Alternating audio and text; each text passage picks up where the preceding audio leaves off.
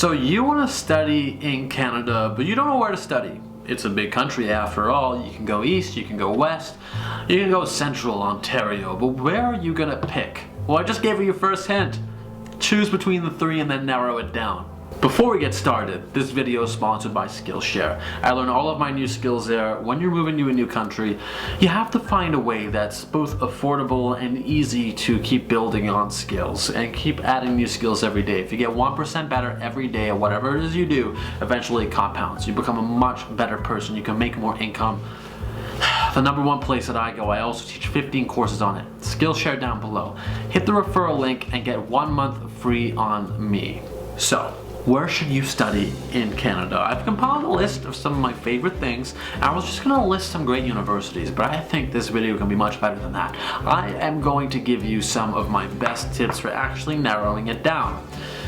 I would say, choose between the West Coast, the East Coast, and Central Ontario, okay? Now, I'm gonna help you narrow this down, okay? We're gonna do like a little survey, you and I, right here, right now. Watch this video all the way through, it's gonna help you. Do you prefer the ocean and quiet life? So if you're gonna go east, we're gonna have the ocean. It's gonna be very quiet. It's gonna be very laid back. It's going to be smaller.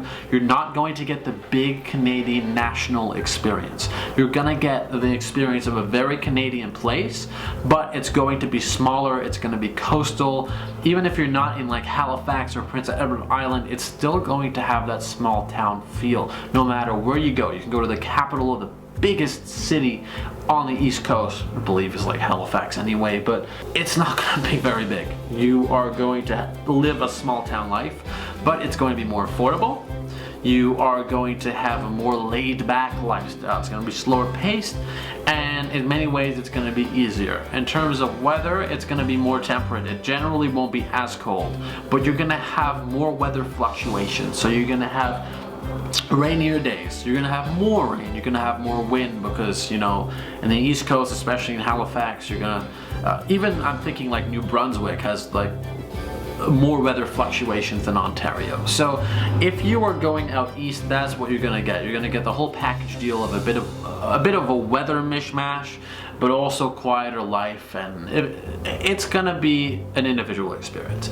Now, if you're coming to Ontario, you're gonna come to like Toronto, or you're gonna go to Ottawa. There's so many big universities here. A lot, including the country's capital, Ottawa, is included in Ontario. It's all situated here. You have Toronto, you have Ottawa, you have the kind of the GTA region, which is known as like, I believe Brampton falls under there, Hamilton.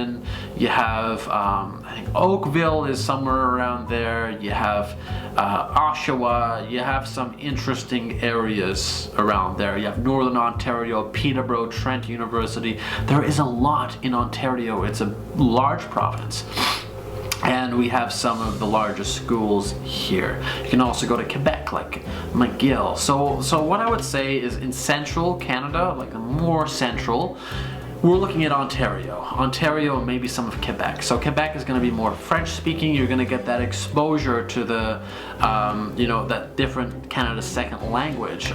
Tuition is also going to be fairly cheaper in Quebec. Mind that. In fact, tuition overall is going to be cheaper in Ontario. Cost of living in Toronto skyrockets. It's very inflated. So it really depends. But in terms of tuition and groceries, cheaper in Ontario. In terms of cities and cost of living and accommodations, generally accommodation is more expensive. Depends on where you go, but generally more expensive. So that's what you're gonna get. You will get more of that national central feel. I would say you get a better sense of the entire country by being in Ontario. But that's not to say you can't visit Toronto when you live in Halifax. It's quite simple. Out west. This is the place where I admit I have the least amount of experience. I've been out west maybe twice in my life. I've maybe spent a total of 3 or 4 days there. So I don't have the full experience of out west. But what you're gonna get out west, especially in the Vancouver area, is a very active lifestyle. You're on the west coast. I would probably compare it more to like, you're gonna have like that Toronto feel, but it's also going to be very forward thinking. You're gonna have a lot of influencers, you're gonna have bloggers, you're gonna have a lot of go-getters there, but it's gonna have more of like want to say like a hipster spin. It's less industrial, you know? It's less industrial than Toronto. You're gonna have a lot of forward-thinking young people. It's almost like the best of both worlds. Now the thing with the West Coast is it can get very expensive. The West Coast can get very expensive depending on where you go. You can go to Alberta, the winters are pretty bad. You can go to Vancouver. Vancouver is going to be great, but Vancouver can also be quite expensive. So I'd say if you're going to go to University of Vancouver, just spend a week there. See what it's like. I would compare it almost to, I'd say it's like a rainy California. The weather isn't as good, but the winters are better. It's warmer. You're going to get a lot of rain, even more rain than Halifax. So I would kind of take all those factors into account. Once you figure out what part of Canada that you want to go to, I would narrow it down by school. Your top 3 schools, your top three subjects, pick by subject first, pick 3 of them, and then narrow it down by culture, okay? So like what's best about, let's say, if I'm going to the East Coast, why would I go to SMU over going to Dalhousie? Maybe I want Fridays off, maybe I want it more laid back.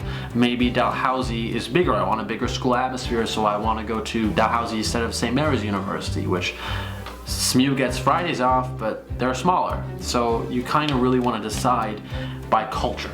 Once you've narrowed that down, you're good to go. Is there a specific university you want to hear about? I made videos about Cape Breton University, Dalhousie, University of King's College, University of Toronto, Ryerson, but I can make more. So let me know. Subscribe to this channel and smash that notification bell. It's your #1 source for moving to Canada and traveling the world.